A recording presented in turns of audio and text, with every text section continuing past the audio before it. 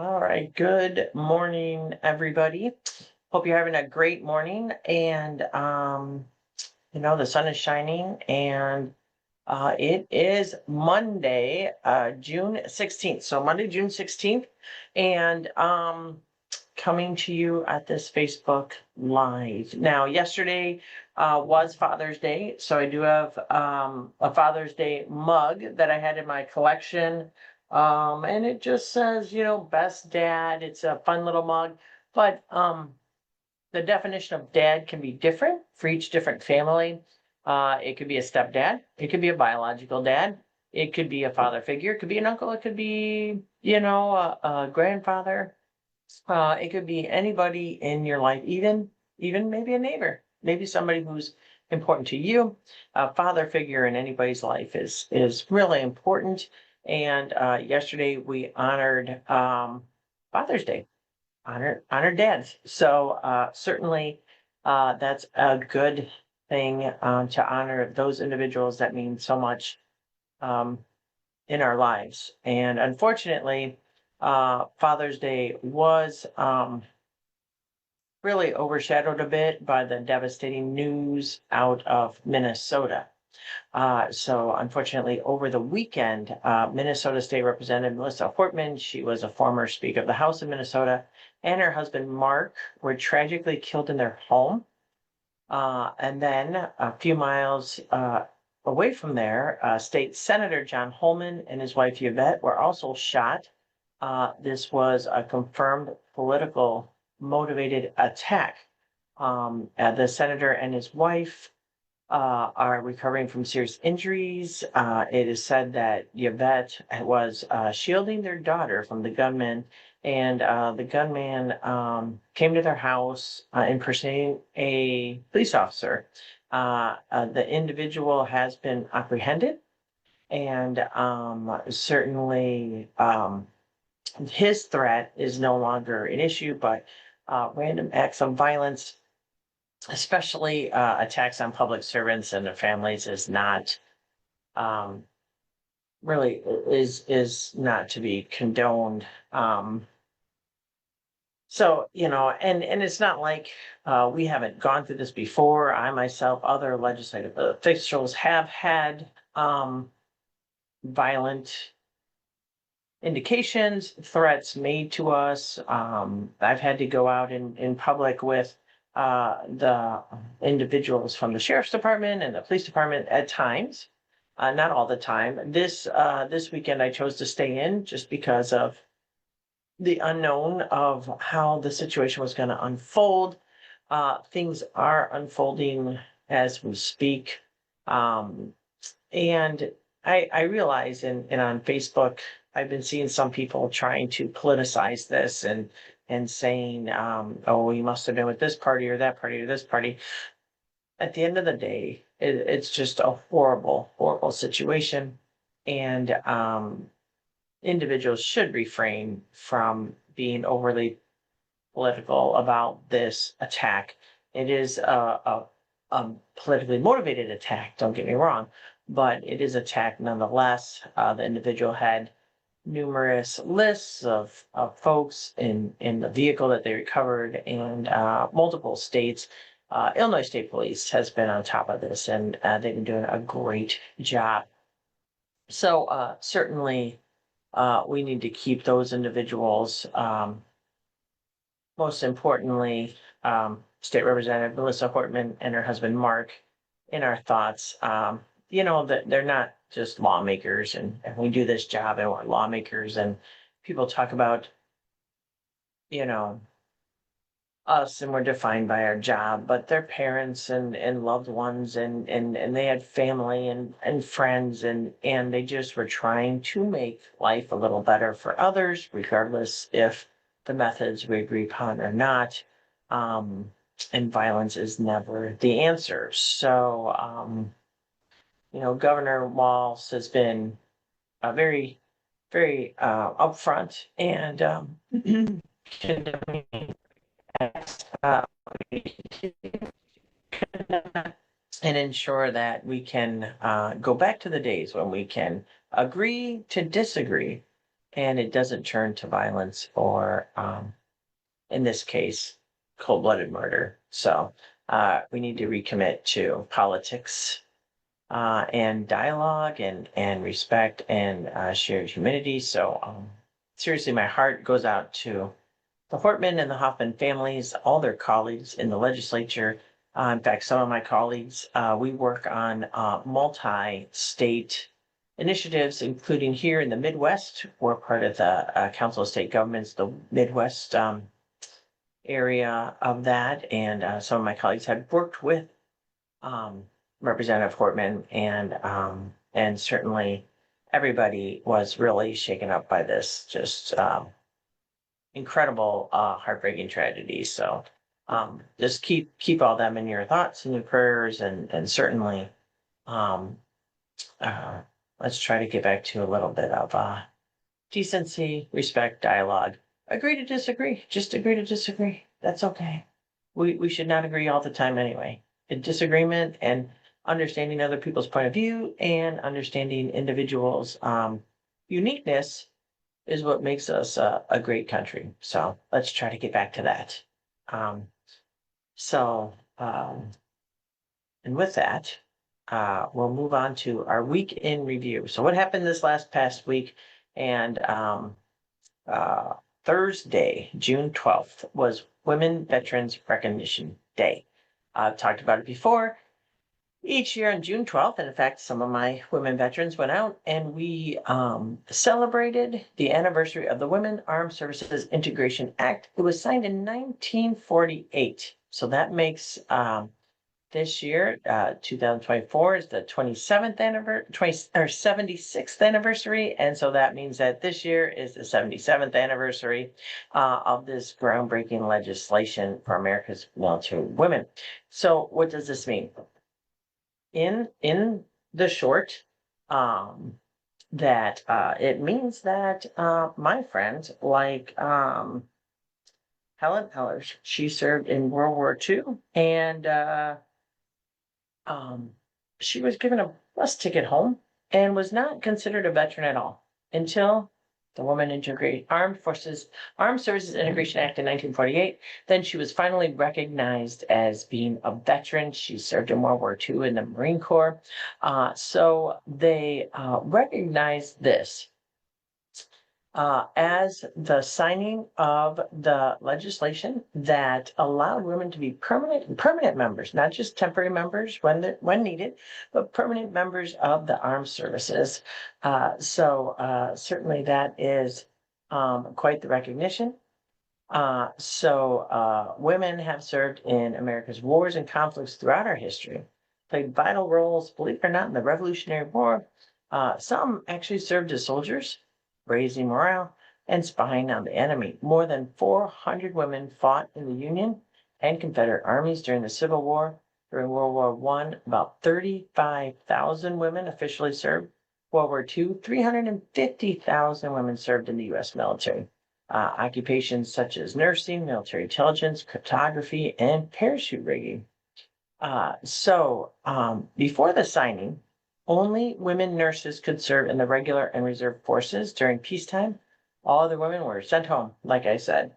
Helen was given a bus ticket home. Upon signing of the act, it was deemed women were essential to the war efforts and allowed them to serve in the regular armed forces full time.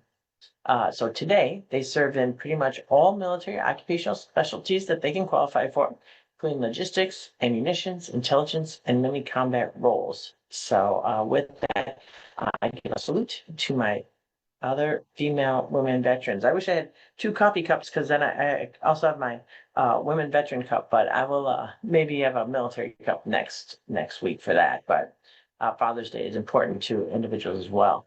And then Saturday, June 14th, is Flag Day. So if you flew your flag on Saturday, in 1777, the Second Continental Congress adopted the flag of the United States, representing the dream of creating a more perfect union. So, and then if you read up, Flag Day does have some connections to Illinois. I did read an article with regard to that, and unfortunately, it did not stay. I don't have it on my computer right now, But there is a connection to Illinois with Flag Day. Certainly do some history. And so Batavia, Illinois. That's what it was. So Flag Day, here is a little bit more work. So Flag Day's connection to Illinois stems from Dr. Bernard Siggrain, who is widely recognized as the father of Flag Day. So he was instrumental in advocating for and establishing the holiday and had significant celebrations first taking place in Illinois. So in 1888, Sigrid, then a Chicago resident, presented a speech to the Sons of American group advocating for the establishment of Flag Day. So he was a key figure in promoting the holiday, and the first large-scale public school celebration of Flag Day, involving over 300,000 children, believe it or not, was held in Chicago in 1894. So in Batavia, there is a monument that serves as a tribute to Dr. Sigran and the history of the American flag. It features a timeline of the flag's evolution and is surrounded by a landscape plaza and a bronze plaque with historical fact. So Batavia is where he built his home and practiced dentistry, continues to host an annual Flag Day celebration, including a parade, musical performances, and educational presentations. So that is the Illinois connection to Flag Day. I had it up and then I didn't put it quite on my computer, but I found it really quickly so that you know that there's a lot to be said about Illinois. You might not know about that. Saturday was also the U.S. Army birthday. So happy 250th birthday for the U.S. Army. Again, it's also going to be the 250th year birthday for the Marines, and I believe also the Navy. So those birthdays are coming up later on in the year. The first one, the oldest armed forces of the United States, is the U.S. Army, followed by the United States Marine. And then certainly we talked about Father's Day. So Father's Day was Sunday. Hope you all had a wonderful day with regards to, again, celebrating, recognizing important people in our lives, and in this case, father's figure. What else happened last week? For me, on Wednesday, I was able to meet with a group of the West Suburban chapter of IEA Retired Teachers Legislative Breakfast, talking about the session that just ended. Thursday was the Mr. and Miss Black Aurora crowning ceremony. And then Friday, June 13th, I attended the American Legion breakfast. So the American Legion has a new office, putting that together still. And then mark your calendars for August 21st is their annual golf outing. So certainly those. And then with the situation nationwide in Minnesota, I stayed in for most of the weekend, but I hope individuals did enjoy the annual Juneteenth celebration. Normally I would have been there at Martin Luther King Park. And then AMVETS hosted, AMVETS Post 103 hosted a 250th birthday bash for all three services. So I hope those that got out enjoyed those events as well. If you have not signed up for our email list, ildistrict84.com, we do send out events that are going on in the community, and certainly you should stay up to date, and we give you a lot of information in the email list. It comes out once a week to keep you up to date on what is going on in the community. Now, I have had this on my list to talk about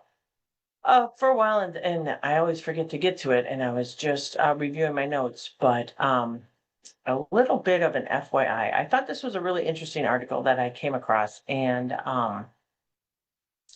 believe it or not, it's an article about a landline, and that landline is still connected to the wall. It is at the Auburn University, and that is in Alabama. And it's the Student Center at Auburn University. And what it is really, it's a question line. And it's available for anybody who has a question. And so it's fun, and you never notice these little things that happen throughout the community and throughout the nation. But in 1953, James Foy, Auburn's then Dean of Students, opened the line as a resource for students and then as a service to the public. So students are tasked to sit there and answer the phone for any question that may be asked of them, or at least they try their best. So over the last 70 some years, the desk looks a little different today than it did back then. And it's in an expansive, modern looking student center. But the old Foy Hall still exists, and it houses a few small student engagement offices, and it's got low ceilings, and it could use a little bit of an update. And there are stacks of books at the desk, encyclopedias, dictionary, reference texts, you name it. So the number, believe it or not, is still the same. They did update the area code in 1995. So if you want to call the information line at Auburn University, the number is 334-844-4244. Just try to check it out. So according to the column, a lot of individuals, they were sitting there listening to the questions that came in. And what's the average cost of an acre of land in Texas? What's the cheapest property in New Jersey? What's the customer service number for Costco? How much is a ticket to the Super Bowl? What is watercress? What is the weird smell? Are AirPods Pro 2 waterproof? What do I do if there's a snake in my house? Certainly, any kind of question there is. About 13 million people in the US, 2.6 billion people globally, they don't use the internet. And this is one of the reasons of availability for this system.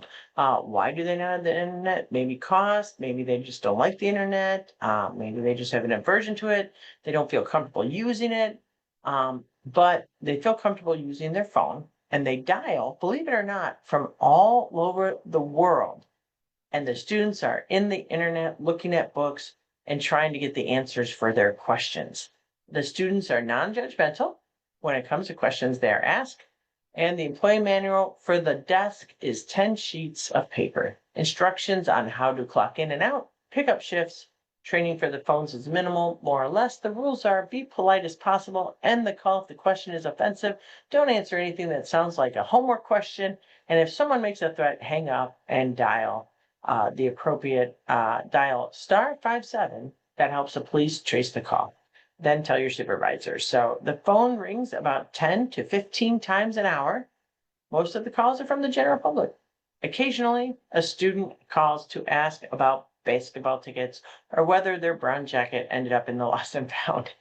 So as classes wrap up for the afternoon and the sun sets, the windows do filter out the sunlight.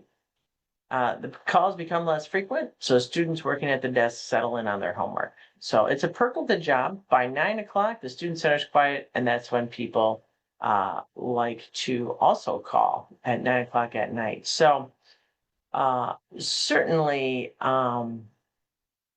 that's something that's fun, and why somebody calls doesn't matter. And so it's just something that, again, connecting to the past and connecting to individuals here in the future, and gives students that valuable experience of talking to many different people with questions. So I just wanted to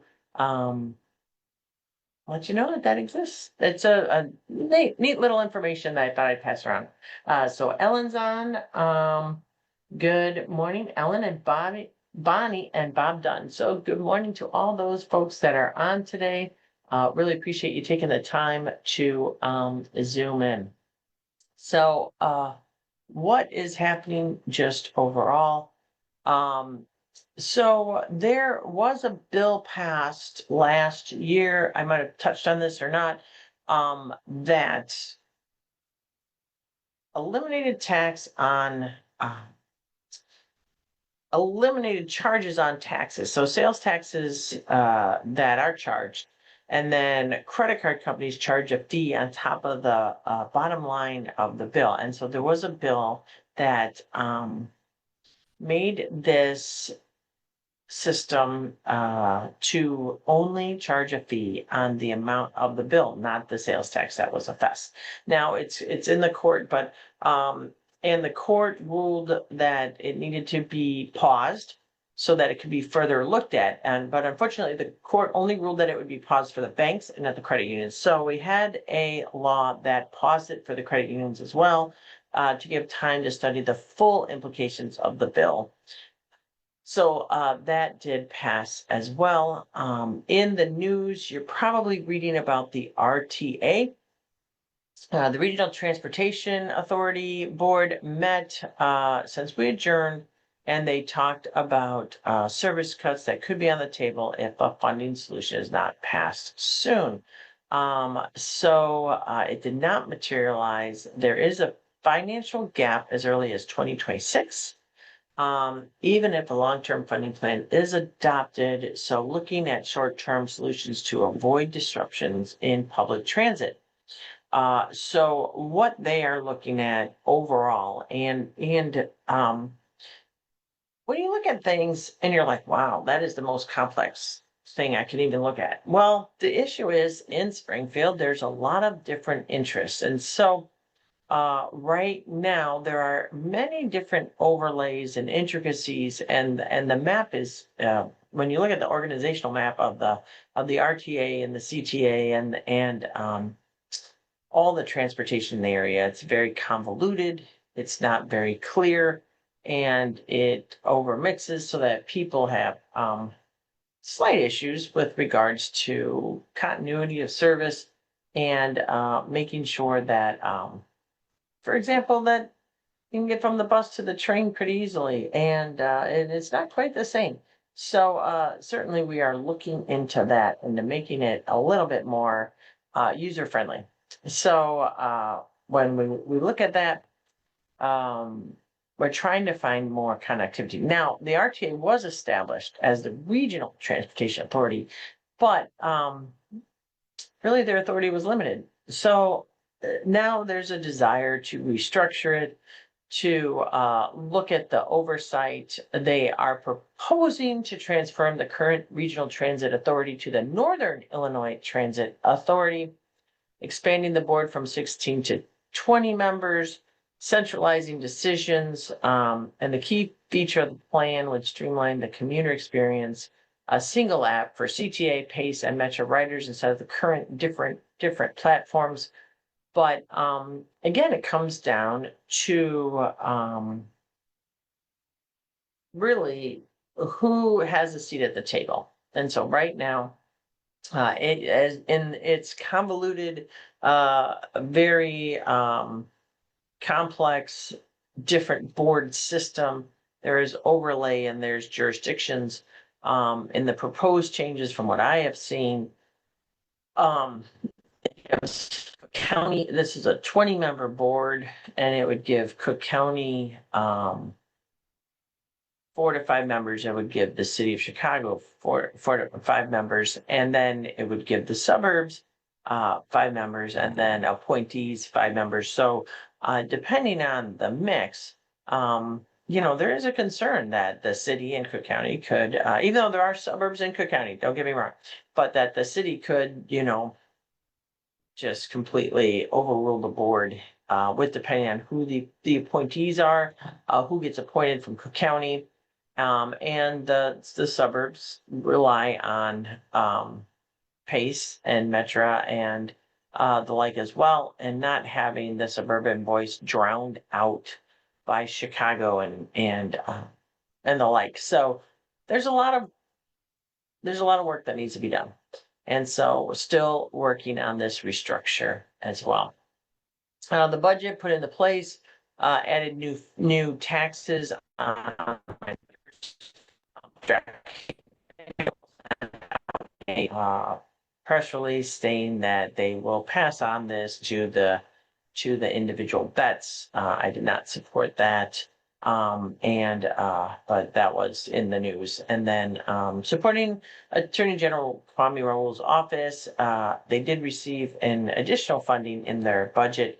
Most of the time, when during the budget process, the constitutional officers support their budgets and the General Assembly supports that because they are duly elected and they have to do their job as a duly elected separate constitutional officer.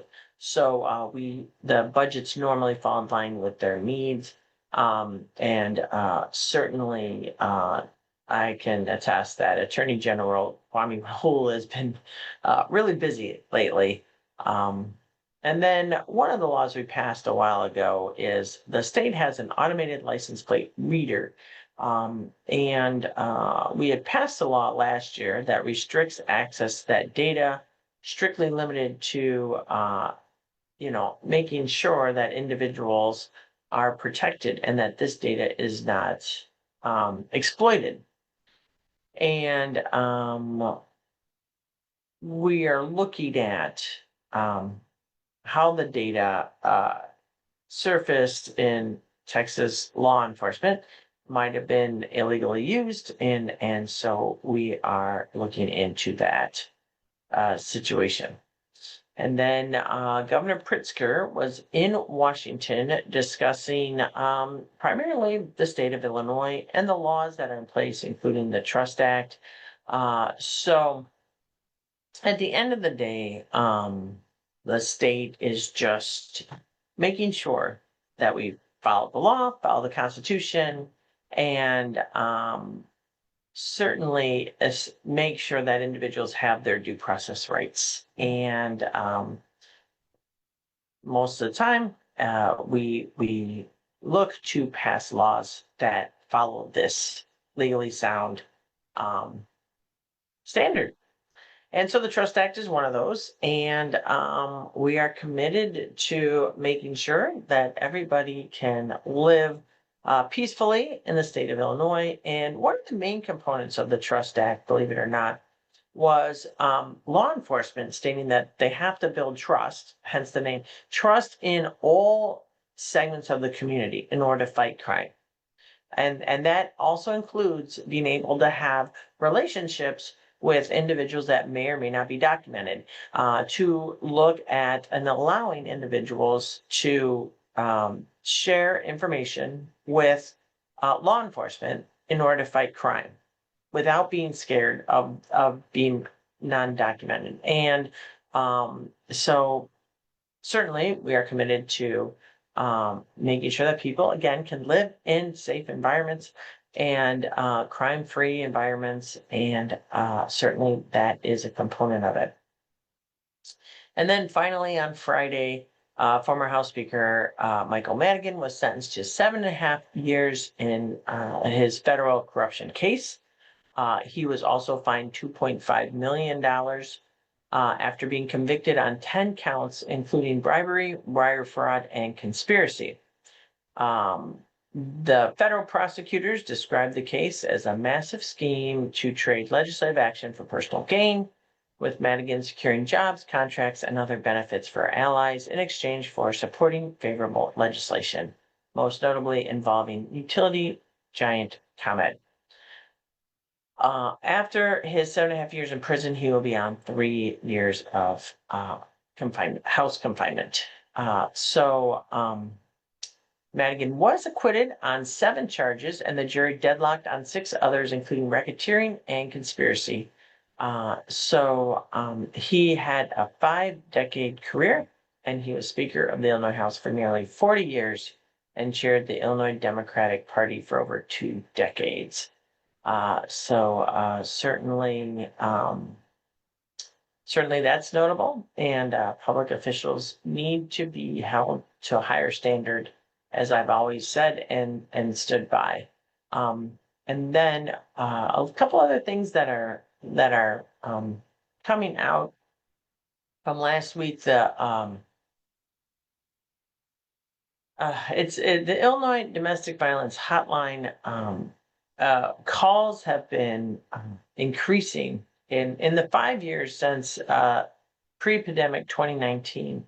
Contact to the Illinois Domestic Violence Hotline has more than doubled.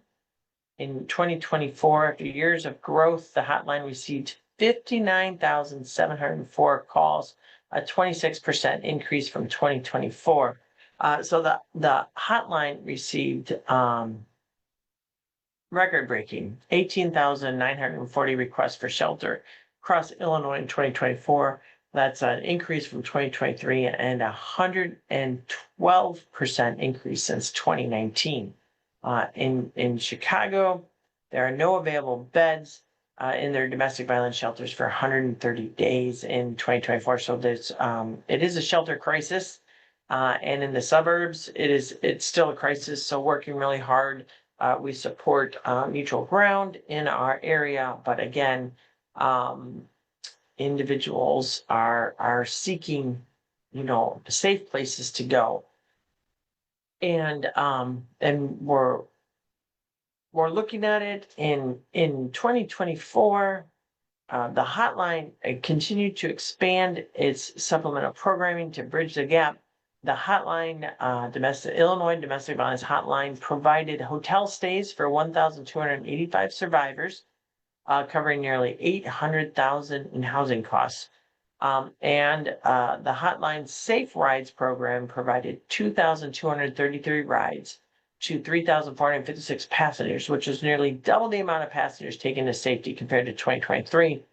And the hotline program also received 1,870 program requests for language services to interpret foreign languages across Illinois, and this is a 223% increase compared to 2023. So the hotline is doing a lot of work. So and certainly meeting the need, but we always need to do better. And there's various systems that survivors of gender-based violence can engage with to provide comprehensive overview of survivor needs and systems. So the Illinois Domestic Violence Hotline is there for anybody in a domestic violence situation, man or woman. It is there really for this cause. And so I wanted to bring that to your attention, this invaluable service that Illinois provides. Of course, veterans can also get assistance as well through not only the Illinois Domestic Violence Hotline, but also the VA has services as well, and you should be able to help out. And then looking at some of the things that were highlighted last week in legislation, we talked about this, that the Secretary of State, Alexi Janulius, it's just fun to talk about again, that enhanced safeguards to bolster road safety while increasing the age of Illinois drivers must take behind-the-wheel driving tests from 79 to 87. Talked about that last week. But also, we didn't talk about House Bill 2983, which is a multi-pronged piece of legislation that would add protections to prevent commercial driver's license exam cheating, allow the officer to administer tests online, and enhance bicycle safety. The measure criminalizes any attempt to have someone else provide the answers to an individual taking a CDL exam, includes attempts to use a hidden microphone or cell phone. Also, a bill that came out would modernize, House Bill 1576 would modernize the way the Illinois Court of Claims functions and expedite the business of the court, which is reliant on paper filings and in-person sessions, which can cause delays. Certainly those systems are in place. Illinois is currently one of only 5 states that do not allow immediate family members to report concerns about a relative's driving ability. In addition, now Illinois is the only state in the nation that requires behind-the-wheel driving tests for seniors based on age. So we fixed that now, and if you have concerns about a family member, you can report these concerns about their driving ability. And then certainly under the Secretary of State's docket is libraries. And libraries, the Secretary of State can now allow the issuance of security grants for libraries throughout the state to provide the ability for a safe environment. Unfortunately, this is in our current environment, safety is of the utmost importance. And so smaller libraries really do not have a budget because, they're small and their property tax base is small. This will allow smaller libraries to get security cameras and silent alarms. And then finally, looking at, and this is something that doesn't always hit the papers, but the state's pesticide applicator licensing process. We certainly want to make sure that people are licensed when they're using these chemicals, and you pass the test, and then you take continuing education classes to keep up your license. And so the measure goes into effect January 1st. It would likely take up a year to fully institute the changes, and the current recertification test every 3 years would remain an option for applicators. So just updating it, and instead of requiring a test every 3 years, allowing recertification through continuing education. And then we had a bill that would ensure long-term veterinary care for retired canines. Our canine units are so important. Illinois State Police is expected to create a police canine care fund, which would award grants to the handlers. The grants would provide up to $1,500 in veterinary care reimbursements. That was a law. Again, as I've said before, sometimes we have to pass laws to give departments the ability to do things. This is the case. It was House Bill 3140, and this gives the state police the ability to create the Police Canine Care Fund. And so that is something that we did by law. And then my friend, Representative Greg Johnson, had a bill about stepping up enforcement of anti-human trafficking protection at hotels. So human trafficking is just a horrible, horrible crime and a terrible reality for too many communities in Illinois. And so he led the efforts to pass Senate Bill 1422, and that gives law enforcement agencies the authority to monitor and enforce compliance with the Lodging Services Human Trafficking Recognition Training Act. So it requires hotel and lodging services employees to be trained to identify the signs of human trafficking. It looks like employers are repeatedly violating the act after notification, and now they can face fines. It passed unanimously and on to the governor's desk. And then Thaddeus Jones passed the peripheral artery disease. I've talked about this before. It's worth repeating. And certainly that will save lives. So a little snippet of what was featured last year. And then one of the things that we have touched on in the past, but I wanted to touch on again, is the Illinois Department of Financial and Professional Regulation. So we've talked about this before, talking about it again. They have been updating. So they last week announced 21 additional professions now available for licensure on their new online licensing system. I will give a shout out to my colleague, State Representative Bob Morgan. He has partnered with them, and we passed a bill 2 years ago, a new online renewal portal. So looking forward as IDFPR adds more and more additional professions to the new portal, but there are new licenses types available, 21 of them. So you can go to the website, keep going to that website, idfpr.illinois.gov/core, CORE.html. So you can continue to go on there to see if your professional license is listed for renewal online. Bears repeating. Just wanted to let you know about that. And then finally, there was a barn fire at the Illinois State Fairgrounds. It seems that there might have been an explosion at barn 39, which was fully engulfed. However, all of the horses were let out to safety. And in case you're wondering, we do have, believe it or not, you need to have protocols in your house. If your house is on fire, how are you going to get out? They do have protocols at the state fair. How are they going to get all the animals out safely? And this is a testament to the individuals, not only the firefighters that were on the scene, but the individuals that run the state fairground. All the horses were let out. They're all safe. So it was on Sunday about 6 p.m. It was a swift evacuation of the horses by the workers, and they got them out before the emergency responders got there. So thank you. No injuries to the animals or people have been reported. So I wanted to leave you with that tidbit of information in case you heard the news. And then we'll talk about one thing that is near and dear to Illinois that you may or may not be aware of, but soybeans are a big business for Illinois. And we just got our soybean report.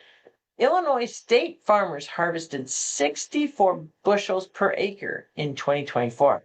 That's a record of 688 million bushels of soybeans. So Illinois is an agricultural state. I've said that before. Soybeans are protein rich. They're used as food for livestock and people, as well as for production of biodiesel and other industrial products.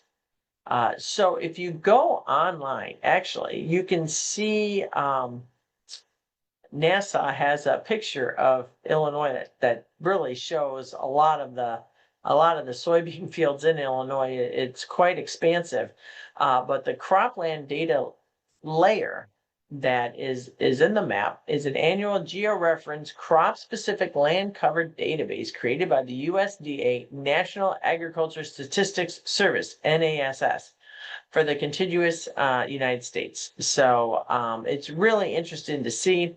The 2024 soybean harvest on Illinois was the nation's largest, amounting for 16% of the total U.S. crop. A harvest of that scale supports tens of thousands of jobs, generates roughly $7 billion in economic output. Iowa trailed closely with 597 million bushels, followed by Indiana and Minnesota with 341 million and 329 million bushels, respectively. So, what does Illinois have? We have access to fertile soils, flat terrain that enables easy harvesting and convenient transportation options and processing facilities. So soybean are grown widely, with the exception of in the Chicago area and the hilly region in the southern part of the state. McLean County in east central Illinois had the largest harvest of any U.S. county in 2024, producing just in McLean County 22.6 million bushels. So certainly Illinois is an important hub for agriculture.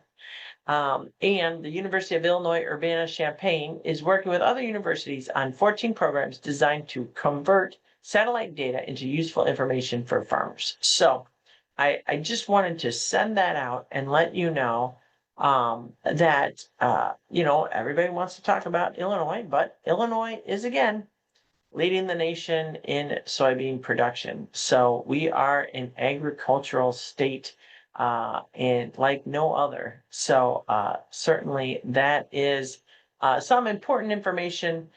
And then finally, we'll leave this with Illinois State Treasurer Michael Frericks. I understand that the Office of the Treasurer is an office that if you haven't gone to iCash, you might not be that much in touch with, but you go to the iCash system and they will tell you if there's unclaimed property there. This could be unclaimed property in the tune of maybe a bank account you forgot about. That money is still yours. It gets turned over to the state and it is in your name. If you forget about a safety deposit box and you put items in a safety deposit box, I have one at my bank. Important items and papers are in that box and someone might pass away or you forget about it or you move. It goes to the state of Illinois and it goes under the office of the state treasurer. And I've talked about this before. And State Treasurer Michael Frericks returned a World War II Purple Heart to a suburban Geneva family. So it's called Operation Purple Heart, and it has found its 14th family whose military honors were missing for years. And there is a photo, and you can go to the treasurer's office to read the press release. And you can go to cms.illinois.gov/agency to look at the videos, go to their media and go to video. But Illinois Treasurer Michael Frericks returned the lost Purple Heart Medal. And this was on June 12th, so it was on Women Veterans Recognition Day. But returned the Purple Heart Medal to the grandson of a World War II veteran who earned it while fighting to liberate Germany. The medal was earned by Private First Class Edward Gorski Jr. and was returned to his grandson, Sean Gorski, who, ironically enough, also served in the Army. So, as I mentioned, it's the 14th lost medal that Frericks has returned as part of Operation Purple Heart, an unprecedented mission to return lost medals to their rightful owners. The military honor is given to individuals who was wounded or killed during military combat. So, Mr. Gorski Jr. epitomized the selfless dedication of the greatest generation, said Treasurer Frericks during the reunification ceremony at the American Legion Post 75 in Geneva, where Sean Gorski is a member. And according to Treasurer Frericks, and a lot of people do agree with this sentiment as well, it is our duty to honor him no matter how many years have passed. So, military records show Chicago's Gorski Jr. enlisted in April 1944 after turning 18 that January. He was part of the Army's 65th Infantry Division. The Battle Axe Division fought through France and Germany, and Gorski Jr. fought in the Battle of the Bulge, according to his family.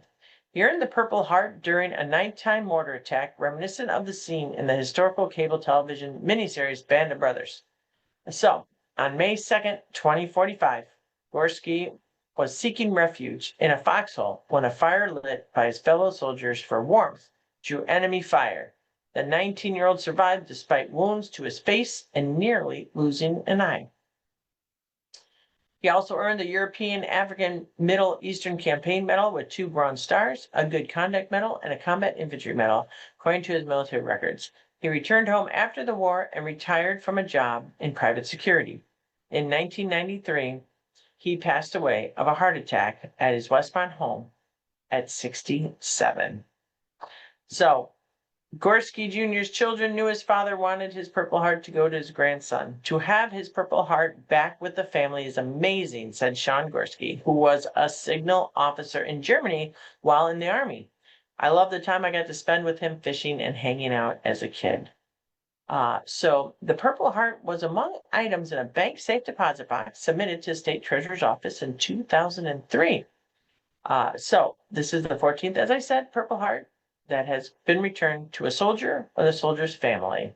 And this is an unparalleled record in Illinois and the nation. So, a list of unclaimed Purple Heart medals in possession of the Illinois State Treasurer's Office is available at the Operation Purple Heart webpage, and as is a list of medals that have been returned. So, please go to operationpurpleheart.org.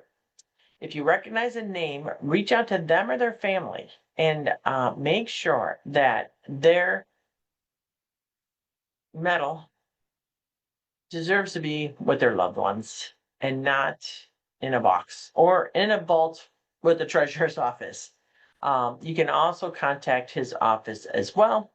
And again, safeguarding unclaimed property until it can be returned to the owners or heirs, no matter how long it takes, is the core function. Military medals are among the most difficult items to return because neither the armed forces nor the federal government maintain a comprehensive list of awardees. In most of these cases, the conflict in which the Purple Heart was awarded, such as World War I, World War II, Korean, Vietnam, or Desert Storm, is unclear or unknown.